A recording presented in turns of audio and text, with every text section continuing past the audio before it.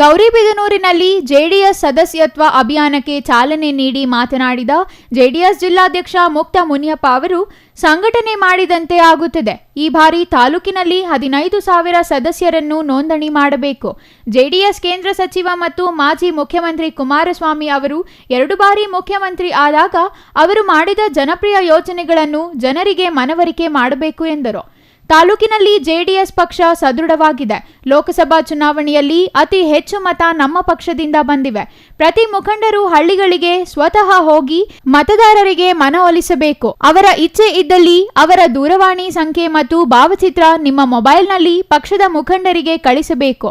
ಅದು ಕೇಂದ್ರ ಕಚೇರಿಗೆ ಹೋಗುತ್ತದೆ. ಯಾವುದೇ ಕಾರಣಕ್ಕೂ ಸುಳ್ಳು ಸದಸ್ಯ ಮಾಡಬಾರದು. ಇದು ವರಿಷ್ಠರ ಸೂಚನೆಯಾಗಿದೆ ಎಂದರು.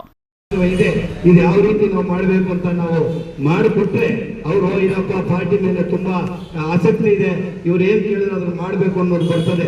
ಆದ್ರಿಂದ ತಾವು ಇವತ್ತೇನು ಈ ಬುಕ್ಗಳು ತಗೊಂಡು ಹೋಗ್ತೀರಾ, ಇದನ್ನು ಈಗ ನರಸಿಂಹಮೂರ್ತಿ ಅವರು ಹೇಳ್ದಂಗೆ ಬುಕ್ಕಲ್ಲಿ ನೀವು ಎಂಟ್ರಿ ಮಾಡಬೇಕು. ಫೋನ್ ನಂಬರ್ ಬರೆದ್ರೆ ಇದು ಕೇಂದ್ರಕ್ಕೆ ಕಳಿಸ್ತೀವಿ.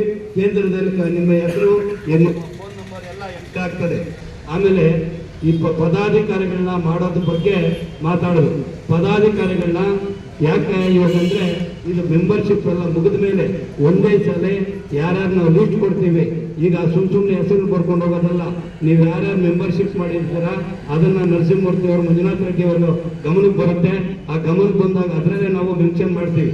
ಇಂತಿಂಥವ್ರು ಕ್ಲೀನಾಗಿ ನಮಗೆ ಮಾಡಿದ್ದಾರೆ ಮೆಂಬರ್ಶಿಪ್, ಪಾರ್ಟಿ ಬಗ್ಗೆ ಇಷ್ಟು ಕಾಳಜಿ ಇದೆ, ಇವ್ರು ಮಾಡಿದ್ರೆ ಮಾಡ್ತೀರಿ ಅಂತ. ಯಾರು ನಮ್ಮ ಮುಖಂಡ ತಗೊಂಡೋಗ್ತೀರಾ ಅವ್ರಿಗೆ ಮನವರಿಕೆ ಆಗ್ಬೇಕು.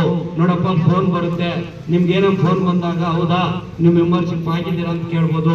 ಇಲ್ಲ 10 ರೂಪಾಯಿ ಕೊಟ್ಟಿದ್ದೀರಾ, ನಿಮಗೆ ಈ ಪಾರ್ಟಿ ಮೇಲೆ ನಂಬಿಕೆ. ಈ ಸಲ ತುಂಬಾ ಎಚ್ಚರಿಕೆಯಿಂದ ಮಾಡ್ತಾ ಇದ್ದಾರೆ ಕುಮಾರಸ್ವಾಮಿ ಅವರು.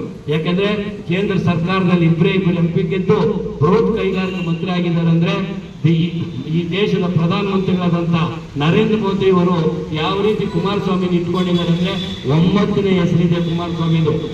ಬಿಜೆಪಿಯಲ್ಲಿ ಅಷ್ಟು ಸುಲಭ ಅಲ್ಲ ಹೆಸರು ಬರೋದು. 9ನೇ ಹೆಸರು ಕ್ಯಾಬಿನೆಟ್ ಕುತ್ಕೊಬೇಕಂದ್ರೆ ಚೀಟಿಗಳು ಹಾಕಿರ್ತಾರೆ, ಇಂತಿಂತವ್ರು ಇಂಥದ್ದು ಕುತ್ಕೊಬೇಕು ಅಂತ. ಆ ರೀತಿ 9ನೇವರು HD ಕುಮಾರಸ್ವಾಮಿ ಅವರು. ಅಂದ್ರೆ ಅಮಿತ್ ಶಾ ಇರ್ಬೋದು, ನರೇಂದ್ರ ಮೋದಿ ಇರ್ಬೋದು, ಕುಮಾರಸ್ವಾಮಿ ಅವರಿಗೆ ಹೆಚ್ಚಿನ ಆಸಕ್ತಿ ಕೊಟ್ಟಿದ್ದಾರೆ.